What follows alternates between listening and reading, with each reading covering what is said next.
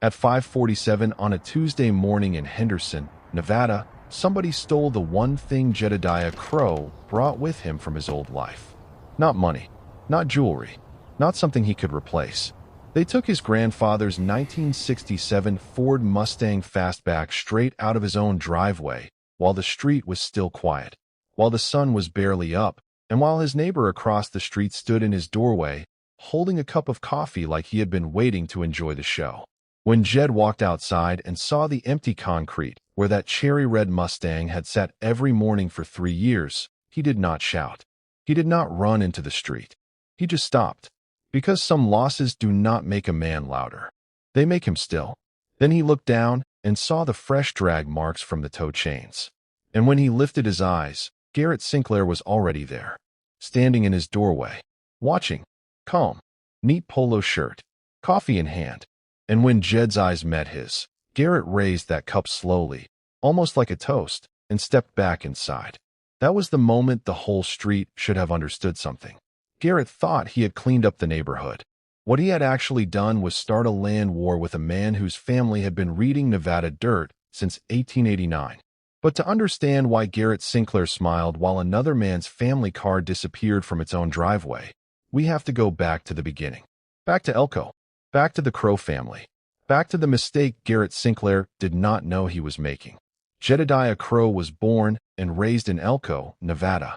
If you have never been to Elko, here is what you need to know. It sits in the northeastern corner of the state, far away from the neon and the casinos and the version of Nevada that shows up in movies. Elko is cattle country, sagebrush country, the kind of place where the land stretches out so wide and so flat that you can see a storm coming from 40 miles away and still have time to finish your work before it arrives. It is a place that teaches patience without ever once using that word. Jed's family had been on that land since 1889. His great-great-grandfather, Jedidiah Crowe, was a freed homesteader who claimed 160 acres under the Homestead Act and never let go. For generations of Crowe men and women worked that land, raised cattle, fixed fences, buried their dead in the red dirt, and stayed. Not because they had no other options, because home means something when your grandfather bled for it. Jed grew up understanding two things very clearly. 1, the land does not lie. And 2, patience is not weakness. Patience is the sharpest tool a man can own. But the ranching economy does not care about legacy. By the time Jed was in his 50s, the market had shifted so far that holding the full acreage had become impossible. He sold most of it. He kept the house in Elko for a while, but 3 years ago, his daughter settled in Henderson with her family, and Jed wanted to be close to his grandchildren. So he sold the Elko property and bought a modest single-story home on a quiet cul-de-sac in a new development called Summit Ridge Estates. He loaded the Mustang onto a flatbed trailer himself, drove it down Interstate 80 with his hands at 10 and 2, the way his father taught him. When he pulled into his new driveway on Summit Ridge Court, he parked that car with the kind of care most people reserve for sacred things. Because to Jed it was, here is what nobody noticed on that first day. Or rather, here is what everybody noticed, but nobody said out loud. Jedidiah Crowe was the only black man on Summit Ridge Court. And across the street, behind the glass of a freshly cleaned storm door, Garrett Sinclair was already watching. Garrett Sinclair had lived on Summit Ridge Court for 6 years. He was 52 years old, born in Scottsdale, Arizona, and he had made his money flipping houses during the boom years of the early 2010s.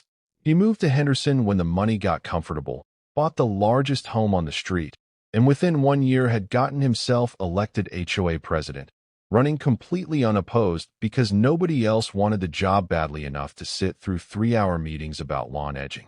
Garrett was not an evil man. That would almost make this story simpler. Garrett was something more ordinary and therefore more dangerous. He was a man who had mistaken control for respect and appearance for value for so long that he genuinely could not tell the difference anymore. His lawn was perfect. His Cadillac Escalade gleamed. His garage, a 3-car structure with custom doors he had installed himself, sat at the edge of his property like a monument to the idea that a man's worth can be measured in square footage. Therefore, when Jedidiah Crowe moved in with a worn denim jacket, calloused hands, and a 40-year-old Mustang sitting in the driveway like it owned the street. Something in Garrett Sinclair shifted. He could not name it. He would not name it. But it moved him. Within 48 hours, Garrett was at Jed's door with a bottle of wine and a 40-page HOA welcome packet. The conversation was pleasant enough. Garrett smiled easily and spoke warmly and mentioned the neighborhood's property values twice in the first 5 minutes. Then his eyes drifted to the Mustang, and he said, casually, the way a man says something he has already decided to say, "Beautiful old machine. You plan on keeping it here in the driveway long term, or do you have somewhere more, appropriate to store it?" Jed looked at him for a moment. Then he said, "She stays." 2 words. No explanation. No apology. Garrett's smile did not waver, but something behind it did. That was the first day. The complaints started in week 2. An anonymous HOA notice arrived citing Jed's Mustang as an unregistered recreational vehicle stored in a residential driveway. But the Mustang had valid vintage Nevada plates, current registration, and full insurance coverage. Jed responded in writing with copies of all 3 documents and asked politely that the matter be considered resolved. It was not resolved. A week later, another notice arrived about noise violations after Jed started the Mustang on a Saturday morning. He had run the engine for 11 minutes. The notice cited a noise ordinance. Jed checked the city code. The ordinance applied to vehicles operating after 10 p.m. or before 7 a.m. He had started the car at 9:40 in the morning. He responded in writing again. He was calm. He was precise. He was everything a man from Elko knows how to be when the land teaches you that reacting to every wind does not stop the storm. It only tires you out before it arrives. But the notices kept coming. And Jed noticed something. They were always anonymous. They always cited obscure subsections of codes that most residents would never look up. And they always arrived within 24 hours of any morning that Jed spent time in his driveway. His next-door neighbor, Cora Mae Hollister, noticed too. Cora Mae was 74 years old, a retired Clark County clerk with silver hair and reading glasses and a front porch she treated like a watchtower. She had lived on Summit Ridge Court longer than anyone. She told Jed one afternoon over the fence between their yards, "I have watched that man file complaints on 6 different neighbors in 4 years. You are the first one who has written back every single time. He does not like that." Jed said, "Good. Here is the detail that matters." Garrett was not doing this alone. His 27-year-old son, Weston Bryce Sinclair, lived in the guest house at the back of Garrett's property. Weston was lean and loud and had the particular confidence of a young man who had never genuinely earned anything in his life. He worked, loosely speaking, in cryptocurrency, which in practice meant he sat on Garrett's back patio with his phone and lost money while calling it investing. But he had one skill his father found useful. He was willing to do the visible work that Garrett preferred to avoid. He filed the anonymous complaints. He photographed Jed's property from the sidewalk. He was the hand behind the operation, always moving, while Garrett remained in the background with clean fingers and a plausible story. Therefore, when the HOA held its next monthly meeting and Garrett introduced a motion to ban what he called non-operational classic vehicles from residential driveways, nobody in that room was surprised. But everyone was watching. Jed attended that meeting. He sat in the back. He wore his boots and his denim jacket.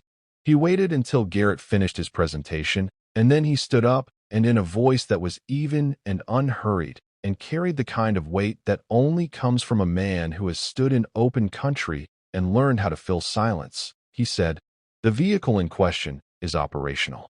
It is registered. It is insured. It is driven on public roads every week.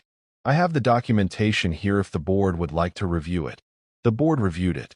They voted 4-1 against Garrett's motion. Garrett was the one. He smiled through the whole thing. That was the version of Garrett that the room saw. But Jed saw something else. He saw the way Garrett's jaw tightened by exactly 1 degree when that 4th hand went up. He saw the way Garrett looked at him as the meeting ended. Not with anger. With calculation. That look was a warning. Before we go back to what Garrett did next, take a moment and tell us in the comments what town or city you're watching from today. And if you believe that every action carries a consequence, hit that subscribe button and join our community before the next case opens. Jed recognized it because he had seen it before. On the ranch in Elko, there were animals that went quiet right before they struck. Quiet was not always peace. Sometimes quiet was a decision. 3 weeks after the HOA meeting, Jed walked out of his front door at 6:45 in the morning, coffee in hand, boots already on. His driveway was empty. The Mustang was gone. He checked his security camera footage. At 5:47 a.m., a tow truck had pulled up to his driveway. Weston Sinclair was on the footage, standing on the sidewalk in a gray hoodie, pointing at the car, handing the driver a set of documents. The car was hooked and hauled within 9 minutes. Clean, efficient, practiced. The paperwork Weston had handed the driver cited a city municipal code, subsection 7.14.3, which stated that vehicles could not be parked with any portion of the vehicle extending within 3 feet of the active sidewalk edge. It was a code that existed. Jed confirmed that. But it was a code that had not been enforced on a residential driveway in Henderson in anyone's memory, not once, not ever, because it was originally written for commercial loading zones in 1987 and had simply never been removed from the city books. But it was on the books, and Weston had found it. And now the Mustang was sitting in an impound lot off Horizon Ridge Parkway, with a $1,200 release fee attached to it. Jed drove to the impound lot. He paid the $1,200. He drove the Mustang home slowly, windows down, one hand on the wheel, and when he pulled back into his driveway and stepped out, he walked around the car and found a scratch along the passenger side where the tow chain had caught the lower panel. It was about 8 inches long. Not deep, but it was there. He stood and looked at it for a long moment. Across the street, the front door of the Sinclair house opened. Weston stepped out in a fresh shirt, phone already in hand. He stopped on the lawn, looked at Jed, and said loud enough for the whole street to hear, "Welcome back, old-timer. Maybe next time, read the rules." And then he smiled and went back inside. Garrett watched from the living room window. He was holding his coffee cup. He was not drinking from it. He raised it slowly, almost like a toast, and then stepped back from the window. That is the moment we opened with. Now you know everything it carried. Cora May Hollister was on her porch. She saw all of it. She waited until Weston's door closed, and then she walked to the edge of her yard and said quietly, "Jedidiah, come have some coffee." He did. And sitting at her small porch table with 2 cups between them, Cora May said something that changed everything. "I worked in the Clark County Recorder's office for 29 years. I processed property filings, plat maps, boundary surveys, title corrections. I have seen this street since before these houses were poured concrete." She paused. She looked at him over the top of her glasses. "The lines on this street are not where Garrett thinks they are." Jed set his cup down. She told him that when Summit Ridge Estates was developed in 1996, the builder used a corrected plat survey to lay out the lot boundaries. But there was an original survey on record from 1920, drawn when this land was still open ranch territory outside the old Las Vegas township. She had always suspected the 1996 plat had shifted the lot lines without formally reconciling them against the original. In Nevada, when a recorded survey has never been formally vacated or superseded by a court order, it retains legal standing. She told him to go to the Clark County Recorder's office and ask for the 1920 survey plat, Section 14, Township 22. Jed looked at her for a moment. Then he said, "How long have you known about this?" Cora May said, "Long enough. But knowing and proving are 2 different things. And I have been waiting for someone with a reason to prove it." The next morning, Jed drove to a hardware store on Water Street to pick up a new gate latch. That is where he met Minister Ezra Whitfield. Ezra was 63, tall and lean with silver hair, and the kind of calm that does not come from having an easy life. It comes from having a hard one and choosing, deliberately, how to carry it. He was a retired property attorney who now led a small non-denominational congregation in Henderson 3 evenings a week. He was in the hardware store for the same reason most retired men go to hardware stores. Not because they need something specific, but because they are most comfortable in rooms that smell like wood and metal. They ended up talking in the parking lot for 40 minutes. Jed laid out the situation plainly. The tow, the code, the $1,200, the scratch. The neighbor in the window with his coffee cup raised like a flag.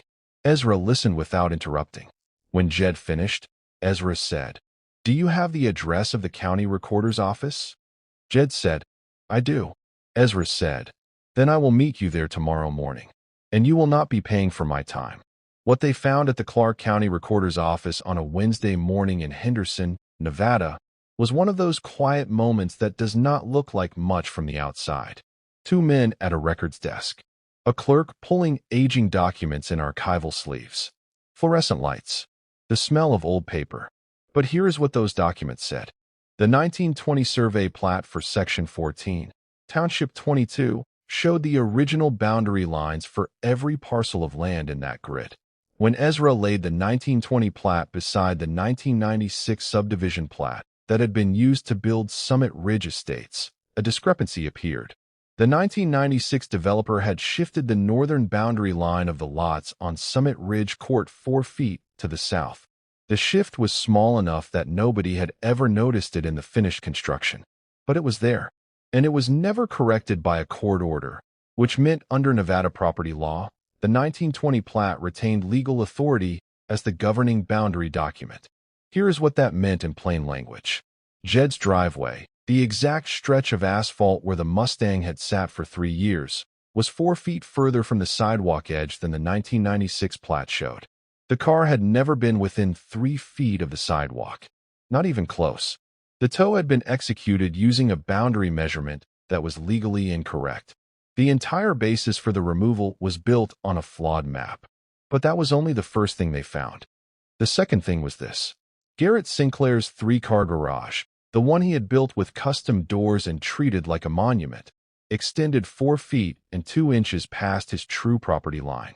According to the 1920 plat, which was the legally governing document, Garrett's garage had been sitting on Jedidiah Crowe's land for as long as it had existed. Ezra looked at Jed across the records desk. Jed looked at the documents. Neither man said anything for a moment. Then Jed said, "How solid is this?" Ezra said, "Solid enough to file." Ezra filed 2 actions simultaneously through the Clark County District Court. The first was a quiet title action to formally establish the 1920 survey plat as the governing boundary document for Summit Ridge Court, which would legally correct the lot lines and put on record exactly where every property on that street began and ended. The second was a civil claim against Garrett Sinclair and Weston Sinclair for the wrongful towing of a vehicle from private property, including damages for the impound fees, the repair cost for the scratch, and related losses. And attached to the boundary action was a formal notice to Garrett Sinclair that his garage encroached 4 feet and 2 inches onto the legal property of Jedidiah Crowe, and that he was required to address the encroachment. The county dispatched a licensed surveyor to Summit Ridge Court to conduct an official court-ordered boundary verification. That surveyor arrived on a Thursday afternoon with a white truck and orange equipment cases and began planting stakes in the ground along the corrected boundary lines. Garrett came outside within 5 minutes. He crossed his lawn in his polo shirt and khakis and asked the surveyor what was happening. The surveyor told him it was a court-ordered boundary verification and that he was not permitted to interfere with the process. Garrett looked at the stakes going into the ground. He looked at the paperwork the surveyor handed him. And then he looked across the street at Jedidiah Crowe, who was sitting on his porch with a cup of coffee, completely still, watching. Garrett went back inside and called his attorney. His attorney reviewed the 1920 plat, the 1996 subdivision plat, the quiet title filing, and the encroachment measurements. Then he told Garrett the truth. "You are going to lose this. The 1920 document was never vacated. It holds. The boundary is where Crowe's attorney says it is. And your garage is 4 feet into his property." Garrett said, "So what do we do?" His attorney said, "You settle the towing claim and you remove the encroaching section of the garage." There is a version of this story where Garrett accepted that quietly, and the whole thing ended with paperwork and contractors and a bill. But Garrett Sinclair was not built for quiet endings. Therefore, he called an emergency HOA meeting and stood in front of the board and told them the situation was a misunderstanding and asked them to support him publicly. The board voted unanimously to stay out of it. For people who had watched Garrett use the HOA as a personal tool for 6 years, all voted the same direction in under 90 seconds. Garrett tried one more thing. He crossed the street. He walked up Jed's driveway, stood near the Mustang, and said in a voice carefully constructed to sound reasonable, "Jed, look. We are neighbors. We can work this out between us. No reason for courts and attorneys and all of this. Let's just talk like men." Jed was sitting in the porch chair. He did not stand. He looked at Garrett for a moment, and then he said, "You had a chance to be my neighbor, Garrett. You chose to be something else. And now the land is choosing for you." Garrett had nothing to say to that. He walked back across the street. The court ruled in Jedidiah Crowe's favor on the quiet title action. The 1920 survey plat was formally established as the governing boundary document for Summit Ridge Court. The corrected lot lines were recorded with the county. Every property on that street was now legally bounded by a map drawn in 1920 by a surveyor who had walked this land when it was nothing but dust and sagebrush. The encroachment notice became a demolition order. Garrett Sinclair had 90 days to remove the section of his garage that crossed the true property line.